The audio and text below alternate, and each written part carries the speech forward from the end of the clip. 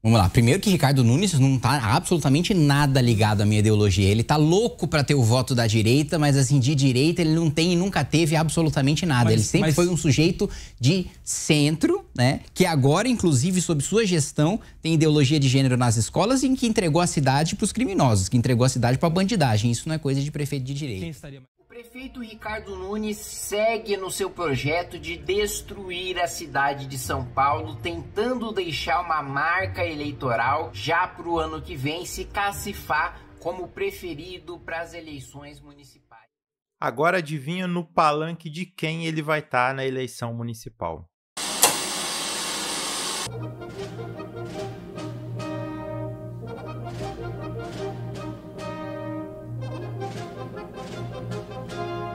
Salve pessoal, tudo bem com vocês? Estamos no início de agosto e oficialmente é o período em que começa a campanha eleitoral no Brasil. Antes de agosto você tem o período das pré-candidaturas, que é o período em que os partidos e lideranças se lançam ao pleito para tentar ganhar indicação partidária. Esse período de pré-candidaturas é um negócio meio gelatinoso, porque não existe um marco ali temporal para você definir a partir de quando alguém vai ser considerado pré-candidato. E aí tem muito partido que lança candidato para negociar, tem muito partido que não tem muita pretensão de ter protagonismo, mas vai lá lançar um candidato para tentar negociar uma chapa de vice, negociar uma aliança ali boa para tentar fortalecer uma candidatura maior e tudo mais. Há momentos em que você sai de uma eleição como pré-candidato da outra e já é tratado assim na eleição. O Kim Kataguiri é deputado federal, ele foi reeleito em 2022, ele é membro do MBL e foi indicado pelo movimento como candidato à prefeitura de São Paulo e era tratado como pré-candidato. Só que tem um porém. Movimento não lança candidatura, quem lança é o partido e o Kim é do União Brasil, o partido que em São Paulo é comandado pelo Milton Leite, que é o atual presidente da Câmara de Vereadores de São Paulo. Lá atrás, eu tinha feito um vídeo falando que a candidatura do Kim tinha subido no telhado, teve gente que não acreditou, teve gente que nem sequer sabia como funcionava a campanha eleitoral, falando que ele ia crescer nas pesquisas, achando que seria candidato, e eu falava que não. E o que aconteceu? Eu já comentei isso aqui no canal, o MBL se colocou numa situação complicada. Eles romperam com o bolsonarismo no passado, mas a hegemonia da direita era do bolsonarismo. Como eu já falei algumas vezes, o Bolsonaro é meio que um Lula da direita em relação ao hegemonismo. Nesse caso, eles agem de forma muito parecida. O Lula e o PT trabalham para impedir o crescimento e o fortalecimento de lideranças que eles não podem controlar, e o Bolsonaro faz a mesma coisa. Assim que o MBL rompeu com o Bolsonaro, a rede bolsonarista foi toda contra eles e eles tiveram uma perda muito grande por conta disso. O MBL perdeu base para o bolsonarismo, está perdendo liderança para o bolsonarismo, perdeu voto por conta da oposição ao Bolsonaro, por ter subido no palanque com a esquerda para pedir o impeachment do Bolsonaro, e isso deixou eles numa situação bastante complicada. Agora, o que aconteceu? O Kim Kataguiri não conseguiu ir bem nas pesquisas, não conseguiu fazer nenhuma pressão real para ter uma candidatura majoritária e não conseguiu sustentar a candidatura. A União Brasil não vai lançar candidato, o Kim retirou a pré-candidatura e declarou apoio ao Ricardo Nunes, que ele dizia que não era de direita, que estava destruindo São Paulo, que estava propagando ideologia de gênero nas escolas e que entregou São Paulo para a bandidagem. Isso é curioso para mostrar como funciona realmente a política. Eu acho que dá para fazer uma reflexão aqui sobre a política real, sobre os limites dessa retórica política abraçada pelo MBL, suas lideranças e tudo mais. Bom, gente, não tem muito tempo eu fiz um comentário sobre o MBL depois que eles fizeram o congresso deles e anunciaram a criação de um novo partido. Naquela época eu questionei se o MBL seria uma espécie de PSOL da direita, uma ala que inevitavelmente seria acoplada ao bloco bolsonarista, mas teria ali uma cara mais jovem, uma relação de mais ali de idas e vindas e tudo mais. E por que eu falei isso? O PSOL, quando ele nasceu, ele vem de um rompimento do PT, de uma galera insatisfeita com a agenda econômica que o Lula estava tocando, insatisfeita com a corrupção e tudo mais. Com exceção da primeira candidatura presidencial do PSOL, da Heloísa Helena, eles se colocavam em uma situação meio contraditória, mais confortável em relação ao PT. Eles lançavam candidatura no primeiro turno ali nas majoritárias, tiravam ali uma votação pouco expressiva, em raras exceções eles tinham uma votação melhor, e depois apoiavam o PT no segundo turno. O PT mesmo sabia desse jogo e deixava isso rolar, já que era confortável para eles. Deixava o PSOL fazer o jogo deles ali no primeiro turno, sem incomodar ninguém, depois estavam juntos ali no segundo turno. Só que isso mudou de 2018 para cá e o PSOL basicamente virou um aliado de primeira hora do PT. Agora eles já estão juntos desde o primeiro turno sem muito problema. E por conta disso eu até cheguei a cogitar comigo que o paralelo com o MBL seria melhor ali com o Ciro Gomes e não com o PSOL, por conta desse afastamento do Ciro com Lula, com o PT e tudo mais. Só que esses movimentos recentes acabaram reafirmando para mim essa questão que eu tinha colocado. Por quê? Assim que a desistência do Nunes saiu e veio o apoio ao Nunes, deu para ver como que isso pegou mal com a base do MBL. Pegou tão mal que o Renan Santos publicou um texto tentando segurar os ânimos da galera, se equilibrando ali na posição de rejeição ao Nunes que a base do MBL tem e a posição de apoio ao Nunes que o MBL vai ter nessa eleição. E aí, qual que é o discurso que ele evoca? O pragmatismo.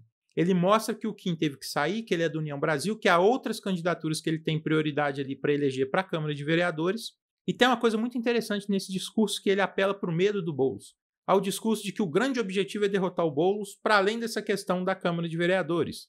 E aí, esse discurso de que é necessário uma união para derrotar o mal maior lembra algum outro discurso? Pensa aí com vocês.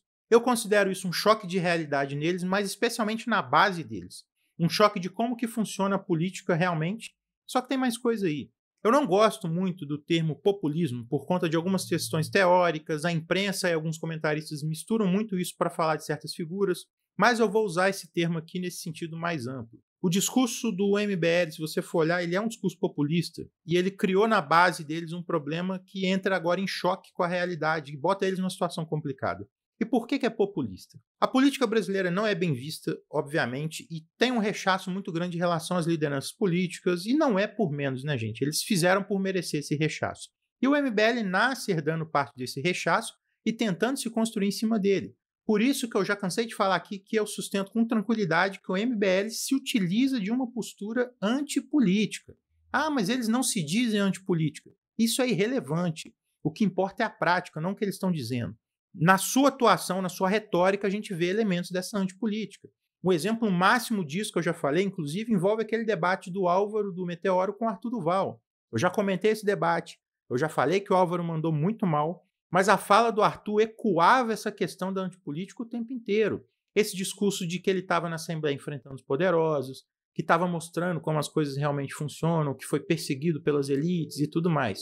Essa ideia do cara lutando sozinho contra o sistema corrupto, que está sendo atacado, perseguido de todos os lados, que tem ali o seu celular como arma, é um discurso que escorre antipolítica. E agora? O União Brasil é um partido extremamente fisiológico, ao mesmo tempo em que estão apoiando o Nunes contra o candidato do Lula em São Paulo, tem 3 ministérios no governo Lula, e o União Brasil não jogaria fora a oportunidade de ter um protagonismo na campanha e um eventual segundo mandato do Nunes para bancar a candidatura de um cara que na prática nem do partido é. E aqui tem o elemento desse choque entre o populismo antipolítica e a política real. A reação da base do MBL, a resposta do Renan tentando equilibrar a situação, é tudo fruto desse choque. Eles criaram uma expectativa na sua base e isso deu errado. Então, agora aguenta a situação. Essa é a política real mesmo com um partido deles. Eles vão passar por essa situação por coisas parecidas. Também não se iludam em relação a isso. Se o partido sair, eles vão ter que lidar com pressões para abrir mão de candidaturas em situações semelhantes. E da mesma forma que eles alimentaram esse problema desse choque de realidade com a política, o discurso do Kim Kataguiri alimentou a reação que eles têm que lidar agora. Se você pegar as declarações do Kim sobre o Ricardo Nunes, e isso é facilmente achado na internet, no próprio canal do Kim Kataguiri, elas são muito duras. Ele fala que o Nunes estava destruindo São Paulo, ele insinua corrupção, ele fala que ele não é de direita de verdade. E tem uma outra coisa que ele fala também numa entrevista que ele dá para a Jovem Pan, é que o Nunes não tinha condições de vencer o Boulos. Será que ele continua achando isso? E aí é engraçado que a declaração que ele dá endossando o Nunes é justamente uma frente para derrotar o extremista Boulos. Mas se ele defendia que o Boulos ganharia do Nunes, qual o sentido em compor uma frente com o Nunes agora? Isso é óbvio que cria na base deles uma crise que ele próprio alimentou com seu discurso. E aí, quando eu vi que ele ia apoiar o Nunes, eu até achei que seria aquele apoio no estilo do apoio do Ciro Gomes em relação ao Lula no segundo turno de 2022, que é o estilo ali, ó, vou seguir o partido, nem cito o nome do Lula, nem sobe em palanque, mas vai ser apoio mesmo, com palanque e tudo. Nesse caso, é uma situação até complicada, porque o MBL agora está atacando o Pablo Marçal, que provavelmente vai arrancar um pedaço da base deles. Então, eles já têm uma outra preocupação nessa brincadeira toda. Não só vão ter que lidar com a contradição de apoiar o Nunes depois de ficar batendo nele, e ainda vão ter que lidar com o Pablo Marçal, que pode tirar um pedaço da base deles nessa questão de política. E por qual motivo? Eles construíram uma mentalidade distante da realidade, agora estão tendo que lidar com esse choque, e isso está dando problema. E aqui, para encerrar, eu só queria deixar algumas reflexões finais para a gente pensar junto. Esse movimento só reforça para mim a possibilidade e a probabilidade do MBL voltar para uma aliança com o bolsonarismo. Eles estiveram meio que juntos ali até o período pré-2018 e estiveram juntos no segundo turno de 2018. E o que vai acontecer para mim é uma aposta que eu faço, eu posso estar errado, óbvio, é algo muito semelhante ao que houve com o PSOL. Vão falar que é preciso uma aliança para derrotar a esquerda, uma maior, e vão apoiar o nome do bolsonarismo igual está acontecendo agora. Isso vai colocar eles numa posição de perda de protagonismo, e é evidente que eles querem o protagonismo na direita, mas isso, a meu ver, já passou. Inclusive, com o novo partido, se ele for criado, vai ter esse problema. Um partido novo no Brasil não tem tempo de TV, não tem fundo partidário, não atrai quadros com facilidade desse jeito. Então, eles não vão ter a força política que eles pretendem, mesmo com o partido. É evidente que esses problemas aí, como que teve com a União Brasil, não vão acontecer, mas vão ter outros problemas. Uma forma muito comum de puxar o tapete de candidaturas no Brasil é você isolar o candidato, deixar ele sem apoio e sem ter para onde crescer para forçar sua retirada. Se eles não se acoplarem como sócios minoritários do bolsonarismo, eu aposto que é isso que vai acabar acontecendo. Sobre essa questão da União Brasil, esse é um problema que eu já comentei aqui. Os partidos no Brasil não são democráticos. No meu último vídeo para membros, eu comentei sobre uma possível reforma política e falei que a introdução do sistema de primárias, como é na Argentina, poderia mitigar isso. Na real, quem manda nos partidos é a cúpula, que faz os acordos a portas fechadas e depois decide tudo à revelia da base. Isso é um problema sério na política brasileira e é parte da nossa crise institucional.